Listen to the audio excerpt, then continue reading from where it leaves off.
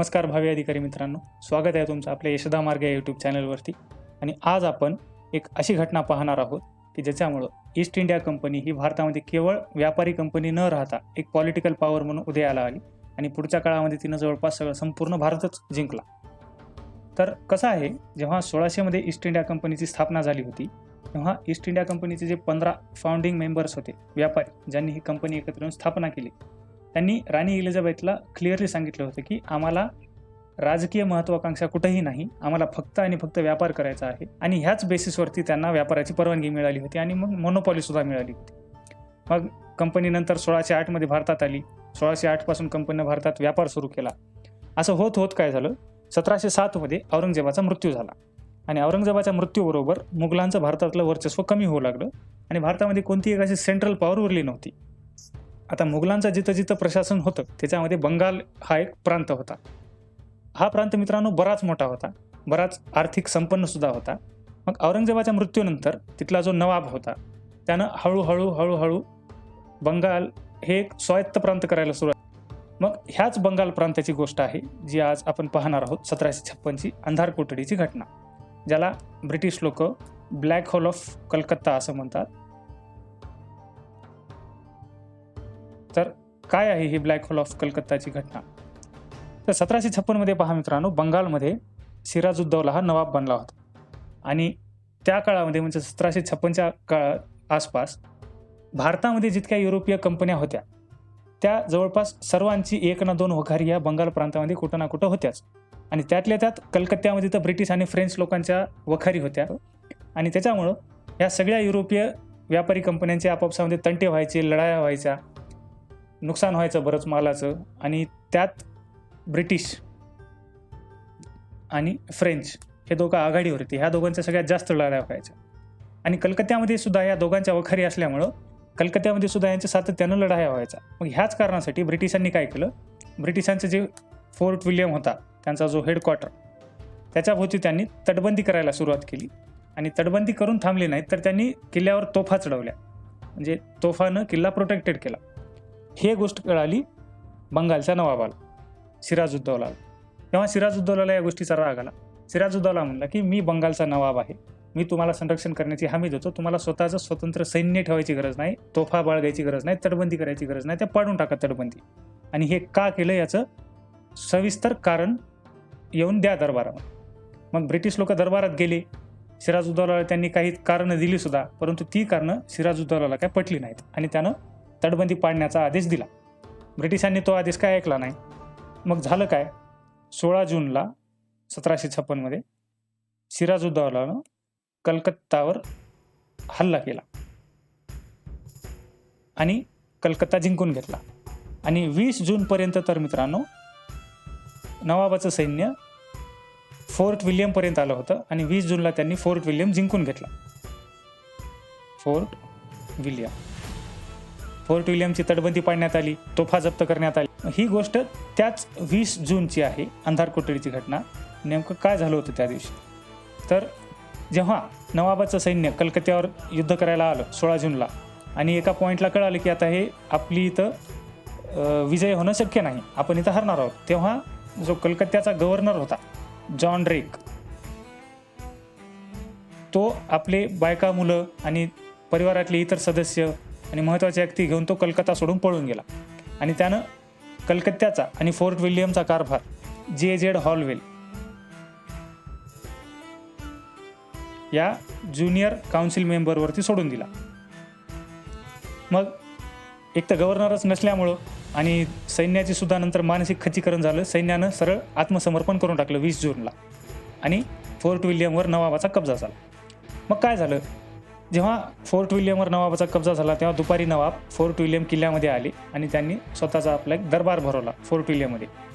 आणि त्या दरबारामध्ये त्यांनी काय केलं की आपला एक 2 निर्णय जाहीर केले महत्त्वाचे. त्याच्यामध्ये पहिला निर्णय हा होता, हे बघा मित्रांनो, 20 जूनला विल्यम जिंकला आणि दुपारी दरबार भरला. तर ह्या दरबारामध्ये 2 निर्णय केले. एक तर कलकत्त्याचं नाव हे अलीनगर राहील आणि दुसरं कलकत्ता शहर प्लस हा किल्ला फोर्ट विल्यम या दोघांचाही कारभार माणिकचंदकडे देण्यात आला. आणि ही माहिती आपल्याला H.C. हिल हे एक प्रसिद्ध इतिहासकार आहेत, त्यांच्या बेंगाल इन 1757-58 ह्या पुस्तकामध्ये पाहायला मिळते. इथपर्यंत काहीच प्रॉब्लेम नव्हता. मग प्रॉब्लेम केव्हा झाला? आता निर्णय जाहीर करायचा दरबारामध्ये, म्हणजे जी समोरचं पक्ष आहे हरलेला, त्याचं कोणतरी मेन पाहिजे तिथं. मग आता जॉन ड्रेक तर पळून गेला होता. जो जे होता त्याला नवाबापुढं आणण्यात आलं, हॉलवेल. आता त्याला नवाबापुढं कसं आणण्यात आलं? त्याच्या हातामध्ये बेड्या ठोकल्या होत्या, चाखळदंड लावले होते आणि एकदम म्हणजे कैद्यासारखं त्याला समोर आणण्यात आलं. त्याला त्या अवस्थेत पाहून नवाब काय म्हणला की हे आपले युद्धकैदी आहेत, परंतु हे आपले शत्रू नाहीत, त्याच्यामुळे ह्यांना सन्मानाची वागणूक द्या. जितक्यांना बेड्या बांधलेल्या आहेत त्या सर्वांच्या बेड्या काढून टाका आणि ह्यांना सन्मानाने एका साईडला उभं करा. हे सगळं झाल्यानंतर मग सगळ्यांच्या बेड्या काढण्यात आल्या, सगळ्यांना एका साईडला उभं करण्यात आलं. आणि J.Z. हॉलवेल हा जो ज्युनियर काउन्सिल मेंबर होता, त्यानं स्वतः पुस्तक लिहिलेलं आहे. त्याच्यामध्ये स्वतः त्याने हे वार्तांकन केलेलं आहे. त्याच्यामुळं त्याला एक ऑथेंटिक सोर्स म्हणून मानतात जगामध्ये सगळीकडंच. तर नवाबानं मग बऱ्याच गोष्टी सांगितल्या की तुम्ही कशा पद्धतीनं चुकलात वगैरे वगैरे, आणि मग हा निर्णय दिला. त्याच्यानंतर दुपारी नवाब झोपण्यासाठी निघून गेले. किल्ल्यामध्ये जे किल्लेदाराची रूम होती त्या रूममध्ये नवाब झोपण्यासाठी गेले. आणि मग नवाबाच्या सैनिकांनी कोणालाही त्रास न होता त्यांच्याजवळ जे काही सोने चांदी मौल्यवान वस्तू असतील त्या सगळ्या लुटून घ्यायला सुरुवात केली. कोणालाही इजा वगैरे केली नाही. हे सगळं करत असताना आणि सैनिकाजवळच्या बंदुकीसुद्धा काढून घ्यायला सुरुवात केली. मग आता हे सगळं करत असताना काय झालं, एक ब्रिटिश सैनिक दारू पिऊन होता त्यावेळेस. मग त्या दारू पिलेल्या ब्रिटिश सैनिकानं नवाबाच्या एका सैनिकावर गोळी झाली आणि ह्या घटनेमध्ये त्या नवाबाच्या सैनिकाचा जागेवर मृत्यू झाल्यानंतर वापस आले. तेव्हा नवाबाला हे सगळा घटनाक्रम सांगण्यात आला. मग तेव्हा नवाबानं इंग्रजच अधिकाऱ्याला विचारलं की तुमच्या सैनिकांना असं जर काही केलं असतं तर तुम्ही त्याला कोणती शिक्षा दिली असती. तर मित्रांनो ऐकून घ्या, इंग्रजानं हे सांगितलेलं आहे की आम्ही अशा सैनिकाला अंधार कोठडीमध्ये टाकलं असतं. तिथं मग या सगळ्या सैनिकांना अंधार कोठडीमध्ये टाकण्याचे आदेश दिले नवाबानं. अंधार कोठडीला इंग्लिशमध्ये ब्लॅक होल म्हणतात. तर या अंधार कोठडीमध्ये टाकण्याचे आदेश दिले. आता इथं 18x14 ची अंधार कोठडी होती आणि तिला फक्त 2 खिडक्या होत्या. तर या 18x14च्या हॉलमध्ये J.Z. हॉलवेल म्हणतो की जवळपास 146 सैनिकांना आणि जवळपास जितका स्टाफ होता तिथं सरळ 146 जण जे कवरले होते त्या सगळ्यांना त्या अंधार कोठडीमध्ये टाकून दिलं. आणि ही गोष्ट आहे 20 जूनची. आणि हा एकदम गरमीचा महिना असल्यामुळं हे 146 लोक त्या अंधार कोठडीमध्ये राहू शकले नाहीत. आणि रात्री म्हणजे रात्रभरामध्ये दम घुटून ह्याच्यापैकी 123 सैनिकांचा मृत्यू झाला आणि फक्त 23 जण वाचले. आता या 23 जण जे वाचले त्या 23मध्ये J.Z. हॉलवेलचा समावेश होता. त्याच्यामुळं ह्याची रायटिंग मोस्ट ऑथेंटिक मानण्यात येते. हे जे काही घटना आहे त्या रात्री घडलेली 20 जूनच्या त्यालाच अंधार कोठडीची घटना असं म्हणतात. तर ह्याच्यामध्ये सुद्धा कॉन्ट्रोवर्सी आहे. काही ब्रिटिश लेखकच म्हणतात की 14x18च्या हॉलमध्ये इतके सैनिक माणसं किंवा मुलंसुद्धा टाकणं शक्यच नाही. J.Z. हॉलवेलनं पॉलिटिकली इन्फ्लुअन्स होऊन ही माहिती दिलेली आहे. आणि याला कारणसुद्धा असंच होतं मित्रांनो. तेव्हा बंगालचा गव्हर्नर होता रॉबर्ट क्लाइव्ह.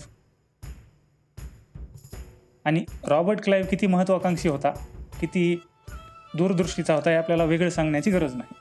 रॉबर्ट क्लाइव्हला हे जे काही फोर्ट विल्यम किल्ला पडला आणि इंग्रजांचा पराभव झाला ही गोष्ट त्याला काही केल्या पचली नाही. त्यानं ह्या गोष्टीचा बदला घेण्यासाठी आणि ह्या गोष्टीचा बदला म्हणजे जे युद्ध आपण करणार आहोत नवाबासोबत त्याचा सपोर्ट मिळवण्यासाठी इंग्लंडमध्ये अशी गोष्ट पसरवली की पहा भारतामधल्या राजसत्तेनं आपल्यासोबत असं केलं, आपले जवळपास 123 जण मारले गेले, आता उठणार नाही तर केव्हा उठणार, ईस्ट इंडिया कंपनी याचा प्रतिकार करणार नाही तर कशाचा करणार. त्यानं इन शॉर्टमध्ये नॅशनलिझम, लोकांची राष्ट्रभक्ती या अशा म्हणजे भावनिक मुद्द्यांना सरळ हात घातला. त्याला परिणाम व्हायचा तेच झाला जे मागच्या 1000 वर्षापासून होते. नॅशनलिझम जेव्हा जेव्हा येते तेव्हा लॉजिक साईडला पडते आणि जे राज्यकर्ते म्हणतील तेच पूर्व दिशा. भले मग ती बरोबर असो नसो, काही वेळा ती बरोबर असते, काही वेळा बरोबर नसते. मग ईस्ट इंडिया कंपनीला याचा उत्तर देणं आता अपरिहार्यच बनलं. त्याच्यामुळं मग ईस्ट इंडिया कंपनीनं रॉबर्ट क्लाइव्हला युद्धाची परमिशन दिली आणि या सगळ्यांचंच रिझल्ट म्हणजे नंतर झालेली प्लासीची लढाई. पहा मित्रांनो, सुखासुखी जेव्हा राज्यकर्त्यांना स्वतःचा स्वार्थ साधायचा असतो तेव्हा लॉजिकली त्यांना सपोर्ट मिळवणं शक्य नसतं. तेव्हा मग त्यांनी ज्या इलॉजिकल गोष्टी आहेत त्या गोष्टीमध्ये आणून त्याच्या आड आपल्याला जे काही करायचं आहे स्वार्थाची कामं त्याची परमिशन देशातल्या लोकांकडून घेत असतात. हा इतिहास आहे. रॉबर्ट क्लाइव्हला फक्त त्याला हा पराभव पर्सनली घेतला त्याने इगोवरती आणि त्याला या पराभवाचा कुठंतरी बदला घ्यायचा होता. त्याच्यामुळे त्यानं हे इतकं जास्त रचलं. 146 सैनिक टाकले, त्यात 123 मेले आणि 23 जिवंत. प्रत्यक्षामध्ये त्या दिवशी किल्ल्यामध्ये 150 सैनिकच नव्हते आणि जरी असतील तरी युद्ध झालं होतं. युद्धामध्ये कलकत्ता वाचवण्यासाठी सुद्धा याच किल्ल्यातून सैनिक गेले असतील.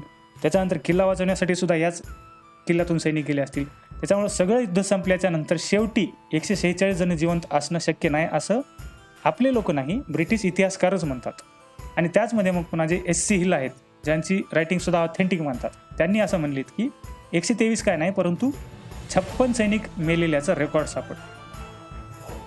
त्याच्यापेक्षा जास्त सापडले नाही आणि जे काही केलेलं आहे ते हॉलवेलनं पॉलिटिकली इन्फ्लुअन्स होऊन केलेलं आहे. त्याच्यानंतर आत्ता काल परवा विलियम डेल रिम्पल नावाचे जे लेखक आहेत, ब्रिटिश फार फेमस लेखक आहेत, माग 5-6 वर्षाखालीच त्यांचा हा शोधनिबंध प्रसिद्ध झालेला आहे. त्यांनी काय म्हणले की फक्त 64 सैनिक टाकले होते त्या दिवशी अंधार कोठडीमध्ये. त्यामध्ये 43 जण मृत पावले आणि 21 जण जिवंत वाचले.